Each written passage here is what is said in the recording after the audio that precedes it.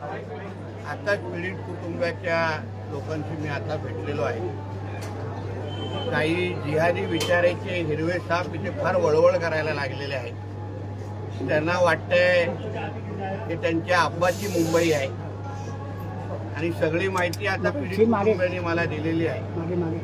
ज्या पद्धतीने कोणतरी इम्रान शेख नावाचा कार्टा PFI जो निगडीत आहे ती दहशतवादी संघटना आहे आणि त्याबद्दल जेव्हा आमच्या हिंदू समाजाने एक व्हिडिओ तयार करून इथे इलेक्शनच्या कार्यकाळामध्ये टाकला आणि त्याचा राग काढण्यासाठी 50 आणि जवळपास 150-200 लोक वेगवेगळ्या पद्धतीने आले इथल्या आजूबाजूच्या मोहल्ल्यामधून आणि ह्या दोन्ही मुलांना मारून टाकण्यापर्यंत तो विषय होता. पण आजूबाजूच्या हिंदू समाजाने त्यांना संरक्षणासाठी उतरल्यामुळे मोठा विषय टळला आहे. पण जो कोण हा